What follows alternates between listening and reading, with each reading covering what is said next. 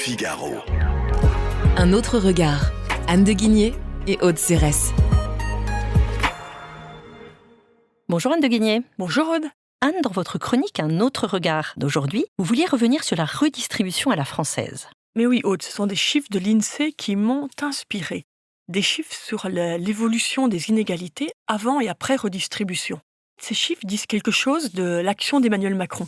Je ne sais pas si vous vous en rappelez, en 2017, quand il s'était présenté, il avait désigné son ennemi qui était l'assignation à résidence.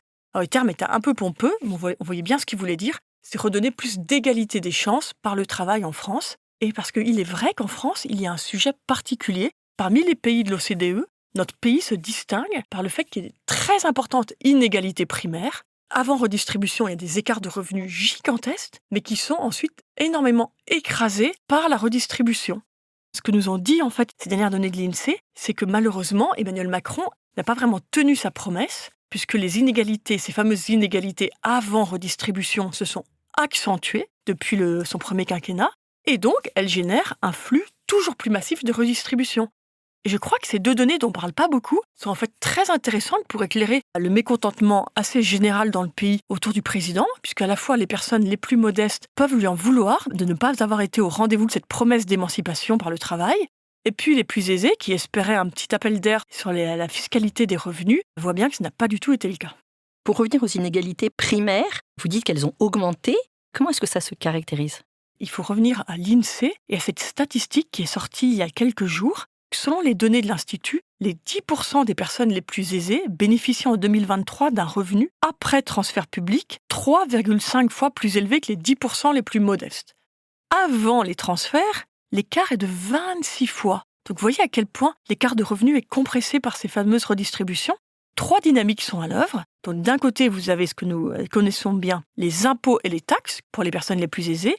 Et de l'autre, des revenus de remplacement, donc évidemment les pensions de retraite, d'invalidité, les allocations chômage, les indemnités maladie, des aides pour les familles ou les plus précaires, et puis les transferts sociaux en nature, dont tout le monde bénéficie, l'éducation, la santé, le logement, l'action sociale, la culture.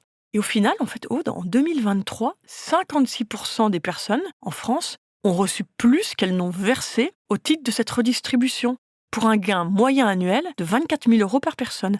On voit bien les équilibres. Classiquement, ce sont les plus modestes qui bénéficient de la redistribution. Les plus aisés y contribuent. Et puis, ce qui est très intéressant, c'est que les classes moyennes oscillent un peu au fil des années, au rythme des réformes et puis des cycles économiques. Et ce qui est intéressant, en fait, c'est que à la fois, depuis le début du quinquennat, les inégalités avant transfert ont beaucoup cru, puisqu'en 2018, les 10% les plus aisés recevaient des revenus 18 fois supérieurs à ceux des 10% les plus bas, donc nous en sommes à 26. Et puis, après transfert, l'écart s'est aussi un petit peu accru, beaucoup moins. Nous sommes passés d'un écart de 3,1 à 3,5. Et donc, pour compenser ces inégalités croissantes, les prélèvements en nature ont donc augmenté. En effet, les ménages contributeurs s'acquittent d'un montant de prélèvement de plus en plus important. En 2019, c'était 500 milliards. En 2023, le transfert est grimpé à 653 milliards d'euros. Mais Aude, ce qui m'a le plus étonné, enfin pas plus étonné, mais j'étais pas vraiment étonné malheureusement, mais choqué, c'est que les contributeurs ont alimenté cette somme totale de 653 milliards d'euros à hauteur seulement de 590 milliards d'euros.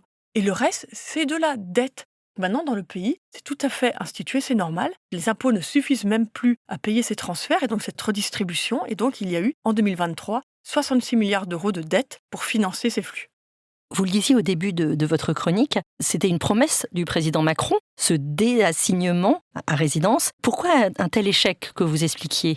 C'est assez cruel, parce que l'échec est assez clair. Alors bien sûr, il faut être juste. Il y a eu des vents contraires, des vents financiers, économiques. La bulle immobilière qui a gonflé les revenus des propriétaires et donc qui a évidemment encore plus marqué les écarts de revenus.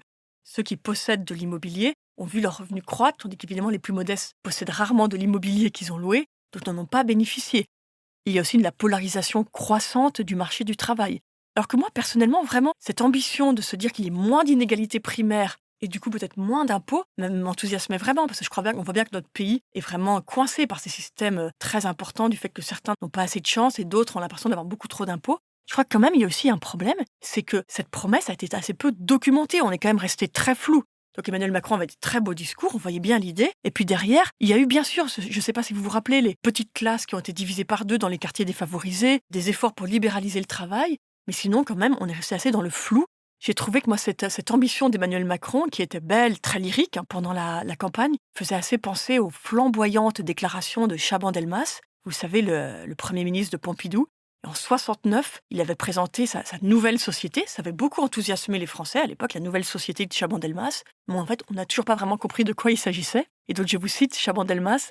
Cette nouvelle société à laquelle nous aspirons, il serait vain de prétendre en fixer à l'avance chacun des contours. Il faut laisser à l'avenir ce qui n'appartient qu'à lui, et c'est la spontanéité du corps social qui en décidera. Bon, moi je crois que c'est un peu risqué de laisser à la spontanéité du corps social décider de la politique économique. Merci beaucoup Anne. Merci Aude. Je rappelle que votre chronique Un autre regard est disponible sur Figaro Radio, le site du Figaro et toutes les plateformes d'écoute. À bientôt. À bientôt.